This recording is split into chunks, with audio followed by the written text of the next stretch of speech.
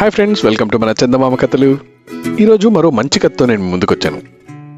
కథ పేరు రుణానుబంధం. సో చూసేద్దామా మరి ఆ రుణం ఎవరిదో, ఆ రుణానుబంధం వల్ల ఏం జరిగిందో. అనగనగనగనగనగా ధారానగరంలో ధర్ముడు అనే ఒక చెప్పులు కుట్టుకునేవాడు ఉండేవాడు. వాడు చెప్పులు కుట్టుకోవడమే కాకుండా రాత్రివేళ నగరంలో గస్తీ కాసే తలారి పని కూడా చేసేవాడు. ధర్ముడు రాత్రంతా మేలుకొని నగరమంతా తిరిగి జాముకి దొంగలొస్తున్నారు జాగ్రత్త, దొంగలొస్తున్నారు జాగ్రత్త అంటూ ప్రజల్ని హెచ్చరించేవాడు. ధర్ముడికి కాలక్షేపం బాగానే జరుగుతుంది కానీ ఎన్నాళ్లకు సంతానం కలగట్లేదనే విచారం మాత్రం చాలా బాధిస్తుంది. ఆ ఊళ్ళోనే గొప్ప పండితుడు కాయన ఉండేవాడు.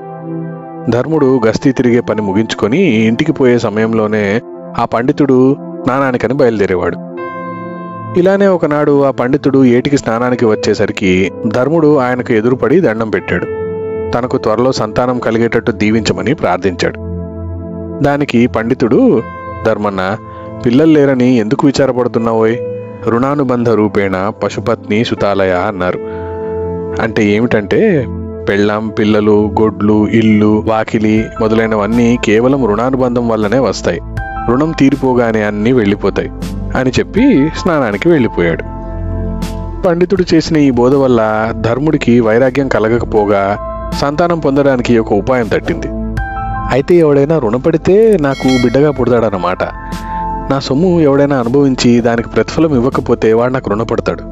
అప్పుడు వాడు నా కడుపున పుట్టి నా రుణం తీర్చుకోవాలి, తప్పదు అనుకున్నాడు. ఈ ఆలోచనతో ధర్మన్న తాను తయారు చేసే చెప్పుల్ని తన వద్దకు వచ్చిన వాళ్లకు ఉచితంగా ఇవ్వడానికి ప్రయత్నించాడు.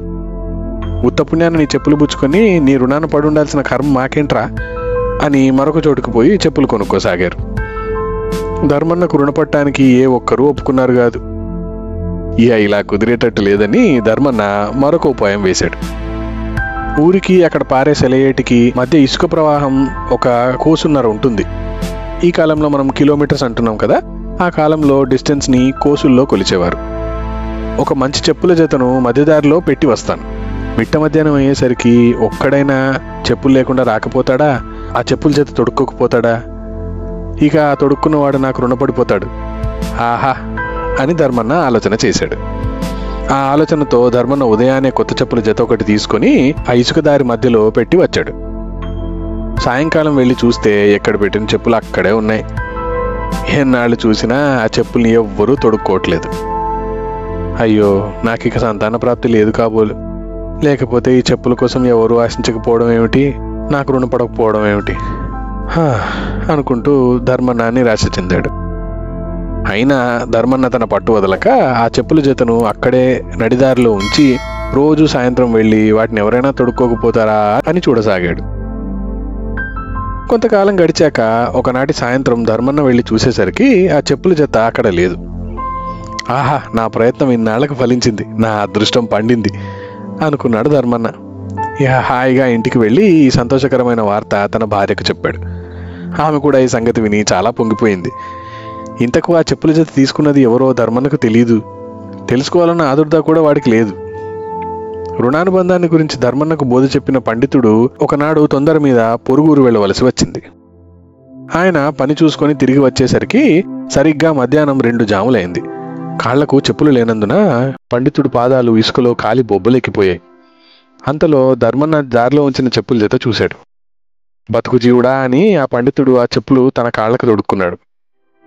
ఎవడో చెప్పులు కుట్టుకునేవాడు వీటిని అమ్మకానికి తెచ్చి ఇక్కడ పెట్టేటో వెళ్ళి ఉంటాడులే అనుకుని పండితుడు ఆ చెప్పులు కుట్టేవాడి కోసం చాలాసేపు ఎండలో నిలబడి అన్ని దిక్కులా చూశాడు. కానీ ఎవ్వరూ అటుకేసి రాలేదు. సరే, ఈ చెప్పులను పెట్టింది ఎవరో ఊళ్ళో కనుక్కుందాం, అప్పుడు డబ్బులు ఇచ్చేద్దాంలే అనుకుని ఆ పండితుడు తన ఇల్లు చేరుకున్నాడు.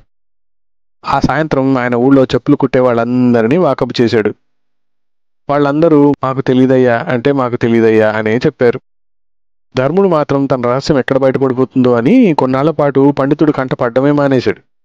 చెప్పులను గురించి తాను ఎవడికి రుణపడి ఉన్నది ఎంత ప్రయత్నించినా పండితుడు తెలుసుకోలేకపోయాడు. కొన్నాళ్లకు ఆ పండితుడికి జబ్బు చేసి మరణించాడు. ధర్ముడి రుణం తీర్చుకోకపోవడంతో అతను వాడి భార్య కడుపును పుట్టాడు.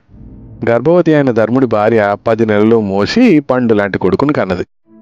ఊడంలో అందరూ సంతోషించి వేడుకలు జరిపారు. తల్లిదండ్రుల ఆనందానికి అంతే లేదు. వాళ్ళు తమ కొడుక్కి సంగడు అని పేరు పెట్టారు.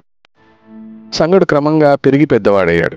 వాడు కూడా తండ్రిలాగే చెప్పులు కుట్టి వాటిని ఊళ్ళో అమ్మి డబ్బులు తెచ్చేవాడు. అలా తెచ్చిన డబ్బుల్ని సంగడు ఇవ్వబోతే ధర్ముడు తీసుకునేవాడు కాదు. కొడుకు దగ్గర డబ్బు తీసుకుంటే వాడికి తనకు ఉన్న రుణం బంధం తెగిపోతుందని, వాడు తనకు దక్కడని ధర్ముడి భయం. ఈ సంగతి తన భార్యకు కూడా చెప్పి కొడుకు డబ్బు తెస్తే దాన్ని తాకవద్దని గట్టిగా హెచ్చరించాడు. అయితే పూర్వజన్మలో తాను ఫలానా పండితుడు అన్న సంగతి సంగడికి తెలుసు. తాను ధర్ముడి కొడుకై పుట్టడానికి గల కారణం కూడా తెలుసు. ఎంత తొందరగా రుణం తీర్చుకుంటే అంత తొందరగా ఈ జన్మ చాలించచ్చు అని సంగడు ఆత్రపడేవాడు. కానీ తాను సంపాదించిన డబ్బుల్ని తల్లిదండ్రులు తీసుకోకపోవడంతో అనుకున్నంత త్వరగా వాడితో వాళ్ళ రుణం తీరదు అని వాడికి అర్థమైపోయింది. ఇలా ఉండగా ఒకనాడు ధర్మన్న ఊరికి వెళ్లాల్సి వచ్చింది. వాడు తన కొడుకును పిలిచి, నాయనా, నేను ఊరికి వెళ్తున్నాను. ఈ రాత్రి నాకు బదులు నువ్వు నగరంలో గస్తీ కాసి 4 జాముల్లో ప్రజల్ని హెచ్చరించాలి, సరేనా అని అన్నాడు. తండ్రి చెప్పిన ప్రకారం ఆ రాత్రి సంగడు నగరంలో గస్తీ కాస్తూ తిరుగుతున్నాడు. అతని వెంట వచ్చిన తలారి, సంగన్న, రాత్రి జాము గడిచింది, నిద్రలో ఉన్న వారిని మేలుకొలిపి జాగ్రత్తగా ఉండమని హెచ్చరిక చెయ్యి అన్నాడు. అప్పుడు సంగన్న తన కంచుకంఠంతో ఈ శ్లోకాన్ని చదివాడు. మాతా నాస్తి పితా నాస్తి, నాస్తి బంధు సహోదర, అర్థం నాస్తి గృహం నాస్తి, తస్మాత్ జాగ్రత్త జాగ్రత్త. తనతో పాటు వచ్చిన తలారి ఆశ్చర్యపోయాడు. ఇదేంటి శ్లోకం చదివావు, ఇంతకీ దాని అర్థం ఏమిటి అని అడిగాడు. దానికి సంగన్న, తల్లి లేదు, తండ్రి లేడు, చుట్టం లేరు, సహోదరులు లేడు, ధనం లేదు, ఇల్లు లేదు, కనుక జాగ్రత్తగా ఉండండి అని చెప్పాడు. మరొక జాము గడిచింది. అప్పుడు సంగడు మరొక శ్లోకం చదివాడు. కామక్రోధశ్చ లోభశ్చ దేహతిష్టంతి తస్కర, జ్ఞానరత్నాపహారాయ తస్మాత్ జాగ్రత్త జాగ్రత్త. సంగడు ఈ శ్లోకం చదివి ప్రజలను మేలుకొల్పగానే వీడు ఇంత చదువు ఎప్పుడు చదివాడా అని వాడితో పాటు వచ్చిన తలారికి ఆశ్చర్యం వేసింది. ఈ శ్లోకానికి కూడా అర్థం చెప్పు అని అడిగాడు. కామం, క్రోధం, లోభం అనే దొంగలు జ్ఞానం అనే రత్నాన్ని అపహరించడానికి మన దేహంలో దాగి ఉన్నాయి, జాగ్రత్త అని చెప్పాడు. తలారికి ఆశ్చర్యం వేసింది. సంగన్న, నీ మాటలు విడ్డూరంగా ఉన్నాయిరా. ఇంతకాలం నీ బాబు చెంబు తెపాలాలు ఎత్తుకుపోయే దొంగల గురించి హెచ్చరించేవాడే గాని ఇటువంటి దొంగల గురించి ఎన్నడూ చెప్పనే లేదు.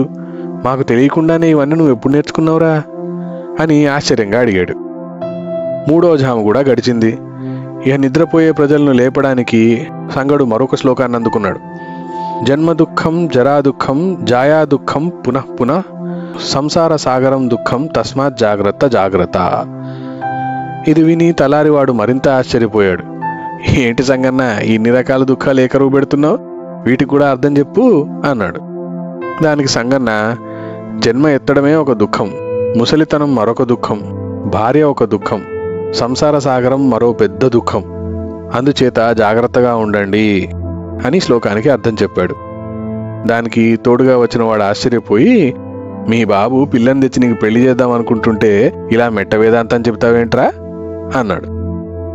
మరికొంతసేపటికి 4వ జాము కూడా అయింది. అప్పుడు సంగడు ఇంకో పద్యం చదివాడు. ఆశయా బద్ధతే లోక కర్మణా బహుచింతయ, ఆయుక్షీణం నజానాతి, తస్మాత్ జాగ్రత్త జాగ్రత్త. ఈ శ్లోకానికి కూడా అర్థం చెప్పమని తోటివాడు అడిగాడు.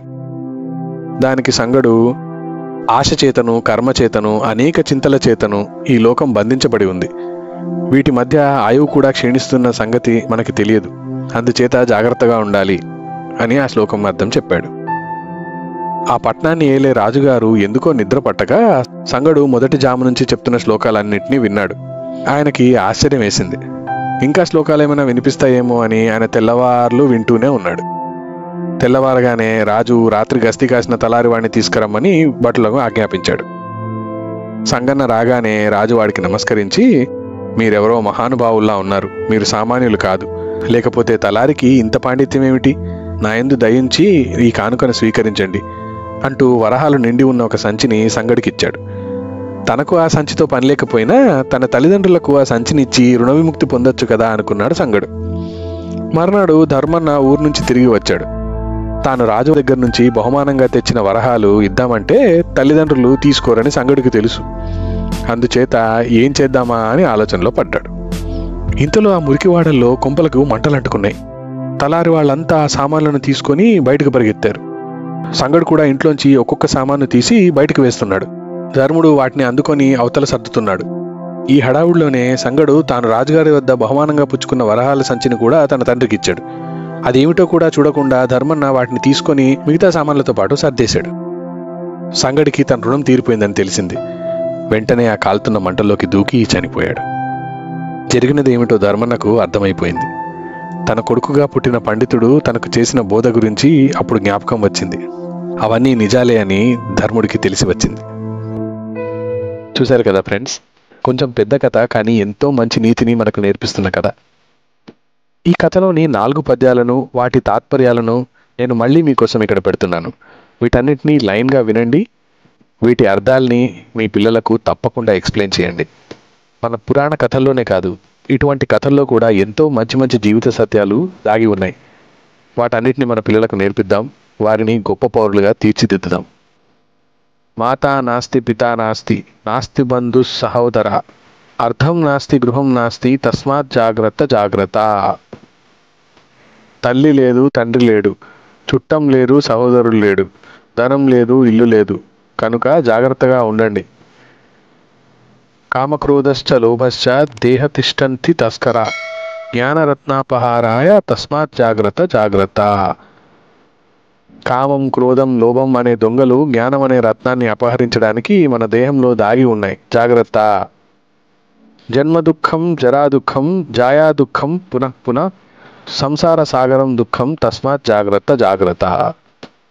జన్మ ఎత్తడమే ఒక దుఃఖం, ముసలితనం మరొక దుఃఖం, భార్య ఒక దుఃఖం, సంసార సాగరం మరో పెద్ద దుఃఖం. అందుచేత జాగ్రత్తగా ఉండండి. ఆశయా బద్ధతే లోక, కర్మణా బహుచింతయ, ఆయుక్షీణం నజానాతి, తస్మాత్ జాగ్రత్త జాగ్రత్త. ఆశ చేతను, కర్మ చేతను, అనేక చింతల చేతను ఈ లోకం బంధించబడి ఉంది. వీటి మధ్య ఆయువు కూడా క్షీణిస్తున్న సంగతి మనకి తెలియదు. అందుచేత జాగ్రత్తగా ఉండాలి.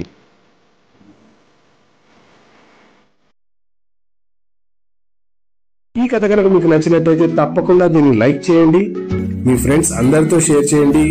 మా ఛానల్ని సబ్స్క్రైబ్ చేయడం మాత్రం మర్చిపోవద్దు. మీ అద్భుతమైన కామెంట్స్ ని నాకు తెలపండి. దాంతో కొత్త కథలను మీ ముందుకు తీసుకొచ్చేటప్పుడు ఎటువంటి కథలను తీసుకురావాలనేది నాకు తెలుస్తుంది. ఆ పక్కనే ఉన్న గంట సింబల్ని కొట్టండి. దాంతో కొత్త కథల నోటిఫికేషన్స్ అన్ని మీ యూట్యూబ్ యాప్ కి వచ్చి చేరుతాయి. వచ్చే వారం మరొక అద్భుతమైన కథతో మళ్ళీ మీ ముందుకు వస్తాను. అంతవరకు సెలవు. బాయ్.